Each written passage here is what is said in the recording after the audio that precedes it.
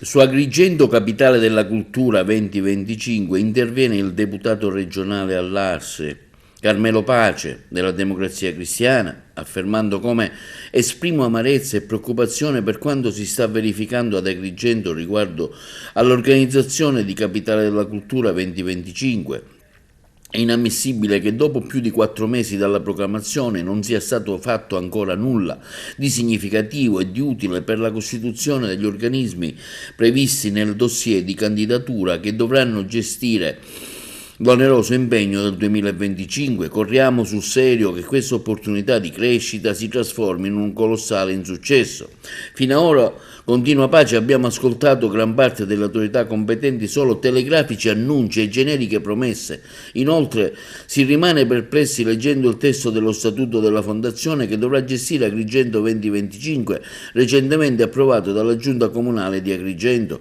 Occorre maggiore chiarezza e trasparenza, che sono sinonimi di legalità. C'è da chiedersi, continua il deputato regionale della DC, perché è stato deciso di inserire come socio fondatore un'associazione privata di recente costituzione, ignorando enti pubblici di rilevanza nazionale che avrebbero pieno titolo per coprire questo importante ruolo, e perché non si tenga conto del fondamentale insostituibile ruolo che dovrebbe essere riconosciuto ai sindaci dei comuni della provincia, molti dei quali avevano già aderito con delibera di giunta alla candidatura di Agrigento.